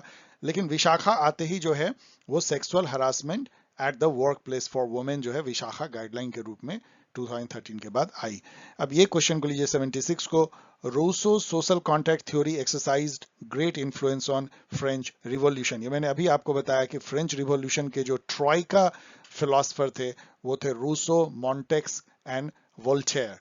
मॉन्टेस ने जो है सेपरेशन ऑफ पावर का कॉन्सेप्ट दिया स्पिरिट ऑफ लॉज में, और इन्होंने अपने सोशल, रूसो ने अपने सोशल कॉन्ट्रैक्ट से डिवाइन राइट थ्योरी को बिल्कुल खत्म कर दिया एक तरह से, उसकी मान्यता जो है। और वोल्टेयर भी बहुत बड़े फिलोसफर थे। इन तीनों ने मिलकर के जो है फ्रेंच रिवॉल्यूशन का फिलोसफिकल लीडर बने। The first effective attempt by the nationalists for drafting the constitution of independent India may be traced back to। अब ये जो क्वेश्चन है प्री इंडिपेंडेंट इंडिया का, काफी क्वेश्चन आपको पूछा जाता है, मॉडर्लिमेंट्री reform, Chelmsford, Montagu Chelmsford reform, government of India 35, ये सब चीजें आपको पूछी जाती है। तो वहाँ उसी के क्रम में जो है ये भी पूछा जा रहा है। नेहरू रिपोर्ट जो है 1928 में पढ़ाप्स आई थी, जिसमें मोतीलाल नेहरू चेयरमैन थे, उनके बेटे उन सेक्रेटरी थे, और भी कई लोग थे। उन्होंने एक तरह का मिनी कॉन्स्टिट्यूशन बनाया था इंडिया के लिए, और उन्होंने प्रस्तुत किया था कि इसको एक्सेप्ट किया जाए। साइमन कमीशन के बाद ये हुई थी। Which of the two of the following four scholars have studied and written about colonialism and its form of knowledge in the context of South Asia? अब ये है अर्बिट क्वेश्चन नंबर 3 या 4 जो भी आप कह लीजिए। ये ऑर्बिट क्वेश्चन ये कहता है कि इसमें से कौन दो ऐसे हैं जिन्होंने कि साउथ एशिया के कॉन्टेक्स्ट में कोलोनियलिज्म कैसे नॉलेज क्रिएशन को अफेक्ट करता है, इस पे लिखा भी इतना स्पेसिफिक क्वेश्चन। लेकिन चलिए इसमें जो सबसे बड़ा नाम है उसको तो याद कर लीजिए, बर्नार्ड कोहेन। कोहेन आपको पता है कई नाम से, फर्स्ट नेम से आते हैं। बर्नार्ड कोहेन ने जो है सबसे ज्यादा पॉपुलर ये है colonialism and it's form of knowledge नाम की बुक भी इन्होंने लिखा है, तो इसको तो याद ही कर लीजिए। और निकोलस डर्क्स ने भी कोलोनियलिज्म एंड कल्चर लिखा है, तो इन दोनों को यहाँ पे आप सेलेक्ट कर लीजिए, Bernard Cohen, Nicholas Dirks. M N Srinivas ने लिखा है कास्ट इन इंडिया, ये पूछा जाता है, एक सोशियोलॉजिस्ट एंथ्रोपोलॉजिस्ट थे, इन्होंने संस्कृताइजेशन या वेस्टर्नाइजेशन का भी कॉन्सेप्ट दिया है। श्रीनिवास, वीना दास छोड़ दीजिए, तो ये दो जो हैं 2 and 3। During whose viceroyalty या viceroyalty was repressive acts also known as the gagging act enacted? देखिए एक वाइसराय हुए थे लॉर्ड लिटन, बहुत ही अनपॉपुलर थे इंडिया में, और वो सिंगल हैंडेडली हमारे आज़ादी के संघर्ष के लिए जिम्मेदार हैं, क्योंकि उसके बाद ही जो है इंडियन एसोसिएशन बना और फिर इंडियन नेशनल कांग्रेस बना। वो इतने मतलब उन्होंने इतनी दुष्टता की थी, आप ये कह सकते हैं। तो उन्होंने दो एक्ट लाया था, एक का नाम था वर्नाकुलर प्रेस एक्ट और एक का नाम था आर्म्स एक्ट। दोनों 1878 सब में लाई गई, 78-79 में, जिसमें लॉर्ड लिटन थे।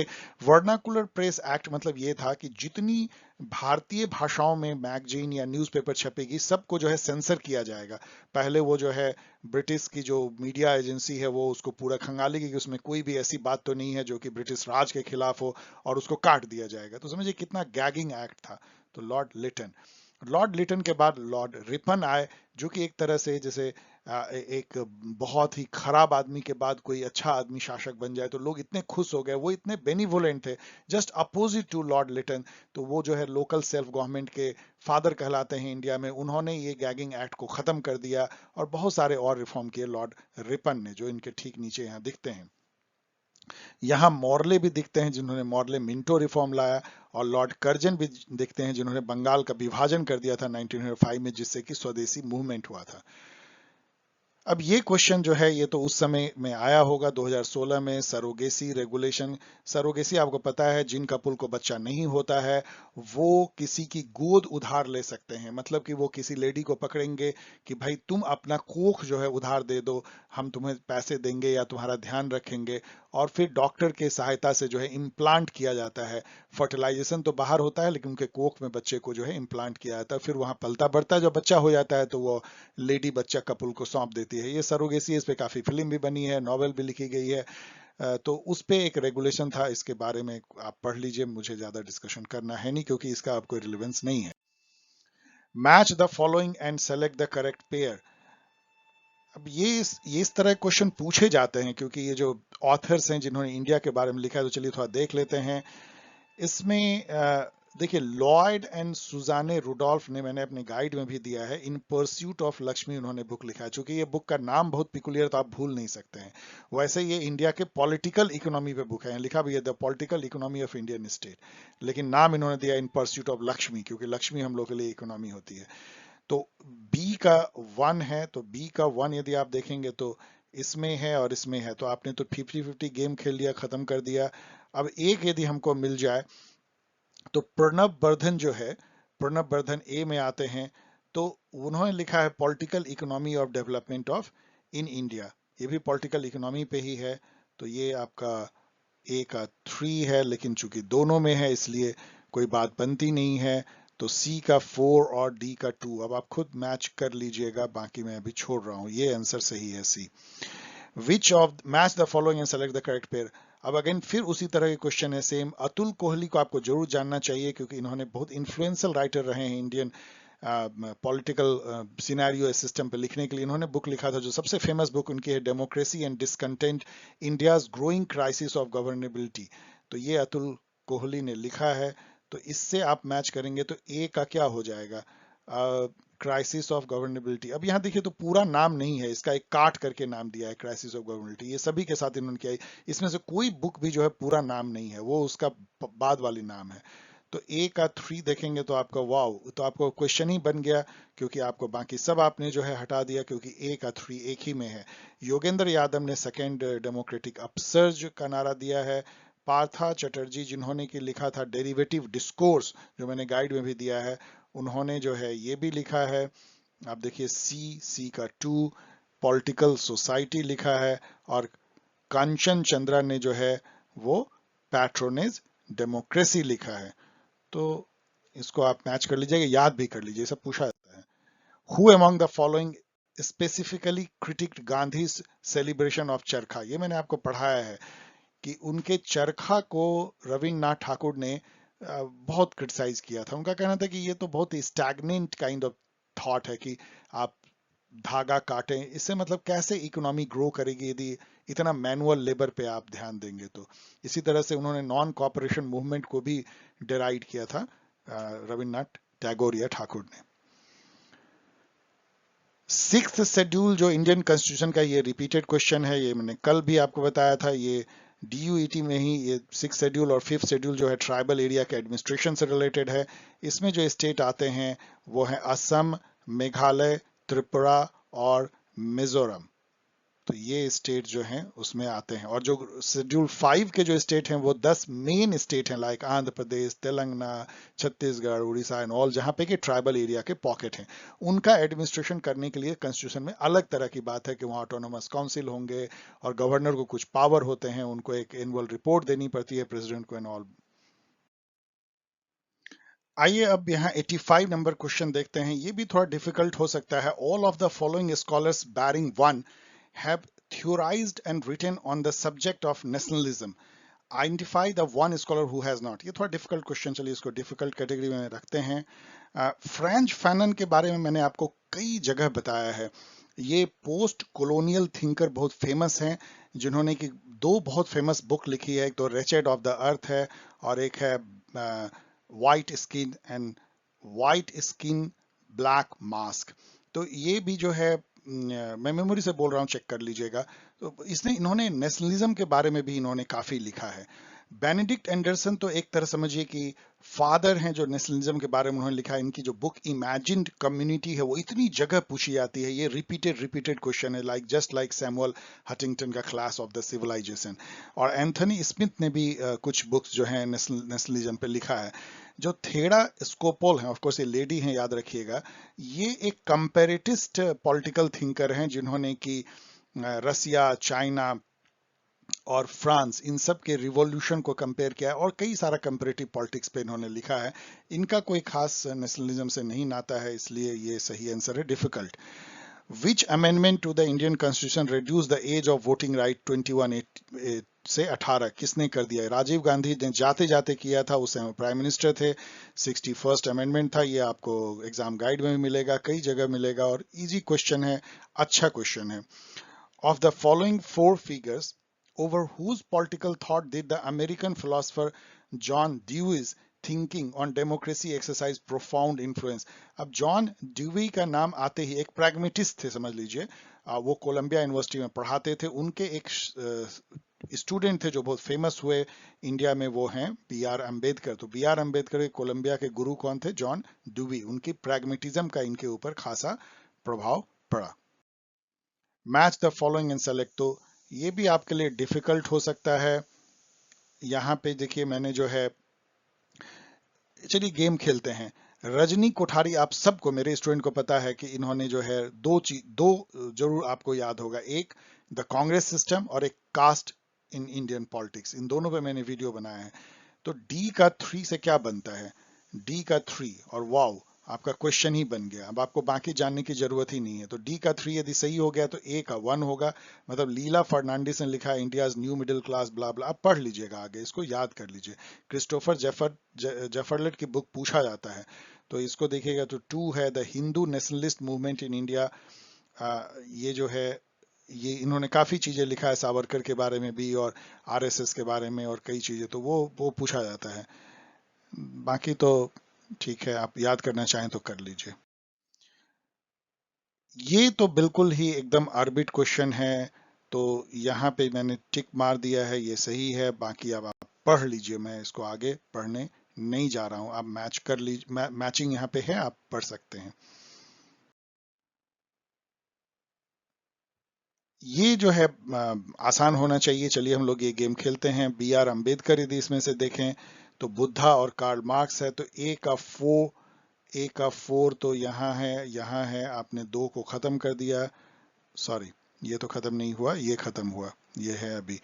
अब उसके बाद दादा भाई नौरोजी ने लिखा है poverty and un British rule in India. इसी में इन्होंने जो है drain of wealth of India दिया था कि इंडिया का जो है वेल्थ कैसे ड्रेन हो रहा है, इंग्लैंड कैसे ले जा रहा है। तो बी का हो गया थ्री, बी की थ्री जो है इसमें है, इसका मतलब यही सही आंसर है। गांधी जी ने लिखा है the story of my experiment with truth, and Nehru ji ने लिखा है ग्लिम्सेस ऑफ वर्ल्ड हिस्ट्री और discovery of India. Which one of the following scholars would you associate with an anti-modernist critic of Indian secularism? ये repeat question है, एक दो दिन पहले ही हम लोगों ने डिस्कस किया था। आशीष नंदी जो कि एक मार्क्सिस्ट थिंकर हैं, उन्होंने कैसे जो मॉडर्न जो थॉट है सेकुलरिज्म की, जिसपे अभी हम लोग देख भी रहे हैं ना, विवाद जो अभी हम लोग के बीच में चल रहा है, हम लोग डिस्कस कर रहे हैं धर्मनिरपेक्षता का मायने क्या है, उसको उन्होंने काटा है कि वो सही नहीं है। एक्चुअल में जो है वो उसका मायने जो सेकुलरिज्म का बहुत विशाल है, उसमें सब धर्म के प्रति जो है आपको एक इक्वल रेस्पेक्ट होना चाहिए, आदान प्रदान होना चाहिए, मतलब रिलीजन से कट के नहीं रहना, सभी रिलीजन जो है एक दूसरे से डायलॉग करें और हारमनी के साथ में को एग्जिस्ट करें। तो उस टाइप की बात आशीष नंदी की है। और टी एस मदान या टी एन मदान जो है वो भी इसी टाइप की बात रखते हैं। राजीव भार्गवा ने भी इस पे काफी काम किया है, लेकिन ये जो एंटी मॉडर्निस्ट जो थॉट है वो आशीष नंदी की है। Which amendment to the Indian constitution transform the right to property from a fundamental right to. देख रहे हैं अमेंडमेंट पे कितने पूछे जाते हैं। ये 44th अमेंडमेंट है।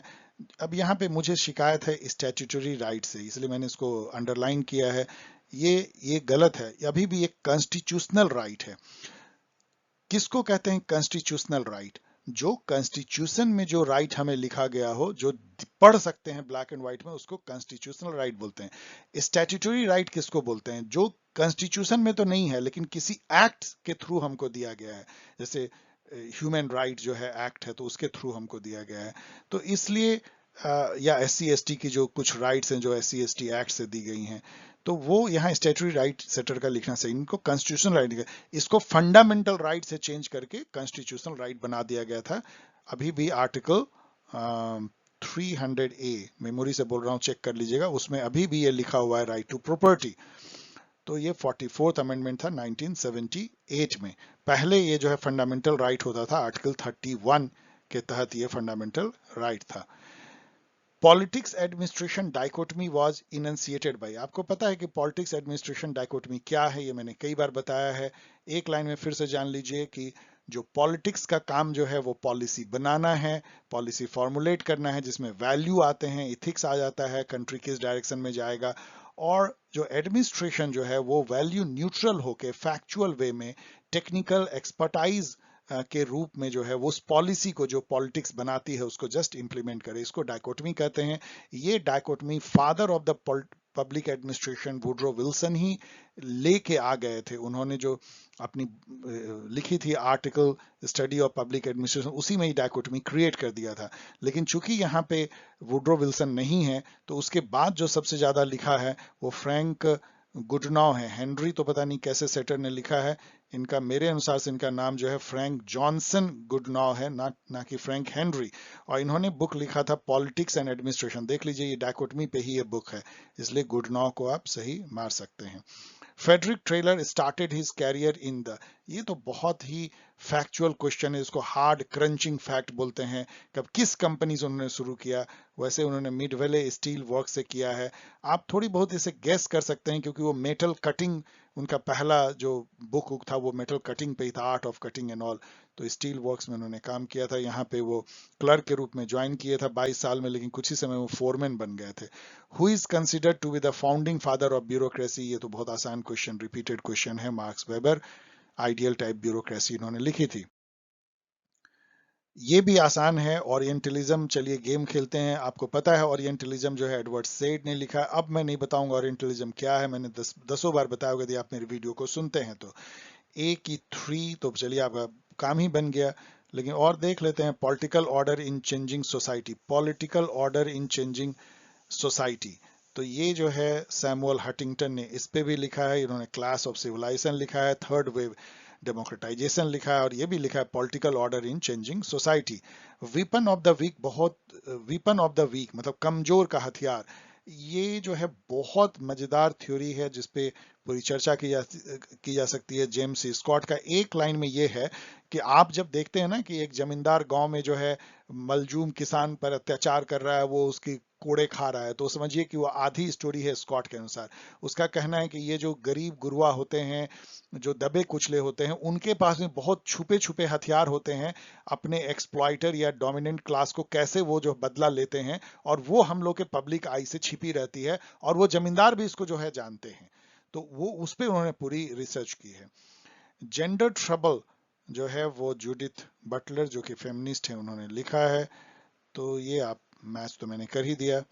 Public administration is defined as a detail and systematic application of law. जैसे ही ये लाइन पढ़िए, ये रिपीट क्वेश्चन आपको याद आएगा, उसके आगे पढ़ने की जरूरत ही नहीं है। ये father of the public administration Woodrow Wilson ने इसको दिया है। मैक्स वेबर, फिर से मैक्स वेबर आ जाते हैं, ब्यूरोक्रेसी के फादर।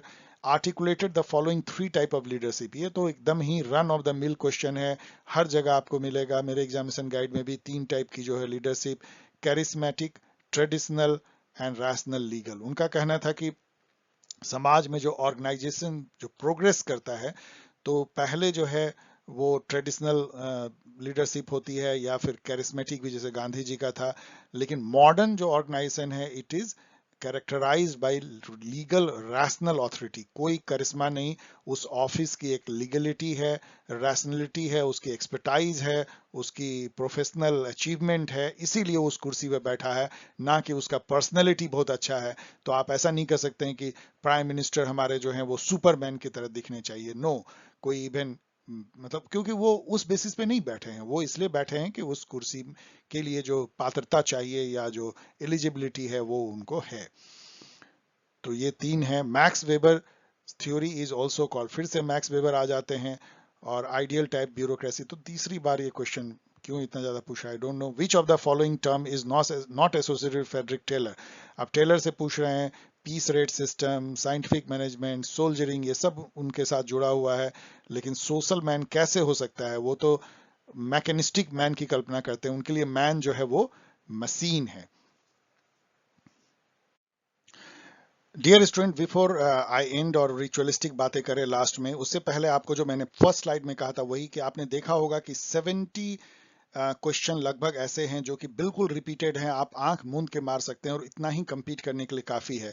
तो यदि आप मेरे साथ बने हुए हैं तो अब आप उस लेवल पे पहुंच गए हैं जहां पे कि DUET के क्वेश्चन आपको बहुत मतलब आसान लगने चाहिए। और जो 30 क्वेश्चन है उसमें कितना भी आप गफलत करेंगे तो 10 नंबर तो उसमें आ ही जाएगा। इसलिए यदि आप मेरे साथ बने हुए हैं तो 80 क्वेश्चन इस टाइप का लेवल यदि आएगा तो आप उसमें लाने के लायक हैं। इससे पहले कि हम इस वीडियो को खत्म करें, मैं एक बार फिर से याद आपको दिलाना चाहता हूं कि चूंकि आपका एग्जाम तो 1 महीने से भी ज्यादा है, यदि आप DUET की तैयारी कर रहे हैं तो आप ज्वाइन कर सकते हैं ऑनलाइन टेस्ट सीरीज। कहना तो अब इसको गलत हो जाएगा, अब ऑनलाइन प्रैक्टिस सीरीज चल रही है। ऑलरेडी 25 टेस्ट वहां पे एडमिनिस्टर किए गए हैं, काफी डिस्कशन हुए, एक नया एक्सपीरियंस। यदि आपको इंजॉयबल वे में आप तैयारी करना चाहते हैं तो स्टिल अभी करीब 1 महीने ये जो है ग्रुप चलेगा टेलीग्राम पे। यदि आप इसको नॉमिनल कॉस्ट पे ज्वाइन करना चाहते हैं तो male and Telegram mobile number आप इस मेल आईडी पे भेजिए, आपको गाइड किया जाएगा। और फिर से एक बार मैं आपको याद दिला रहा हूं कि आपके लिए सबसे उपयुक्त गाइड जो है PG इंट्रेंस टेस्ट गाइड है, जो सभी इंट्रेंस टेस्ट के लिए, लेकिन DUET के लिए खास करके वो कस्टमाइज है। आप उसको यहाँ से डाउनलोड कर सकते हैं। और जैसा मैंने हमेशा कहा है कि जो मैं इस वीडियो में स्ट्रेस नहीं कर रहा हूं कि ये मत सोचिए कि अमेजन पे है तो उसको कैसे पढ़ेंगे। अब सैकड़ों स्टूडेंट अभी जो है उसको एंजॉय कर रहे हैं, और लाखों लोग वर्ल्ड में एंजॉय करते हैं। उसके काफी पावरफुल है वो किंडल की जो डिवाइस है, उसको थोड़ा सीख लीजिए, यूट्यूब पे जाके वीडियो देख लीजिए, और आप आसानी से उसको जो है उसको उस स्किल को एक बार केवल आपको सीखना है तो आपको बहुत ज्यादा मजा आने लगेगा, क्योंकि उसकी जो पावर है वो आपके हाथ में मिल जाती है किंडल रीडिंग की। और इस तरह से आप मुझको लिख सकते हैं और आप मुझसे जुड़ सकते हैं। मैं आपके सवालों के जवाब देने की भरसक कोशिश करता हूं, लेकिन अपने सवाल ऐसे रखिए कि उसका ऑब्जेक्टिव रिप्लाई 1 से 2 लाइन में दिया जा सके, अदरवाइज देना बहुत डिफिकल्ट होगा। ओके, फिर मिलते हैं 2018 के पेपर के लिए को लेकर के बहुत ही जल्द।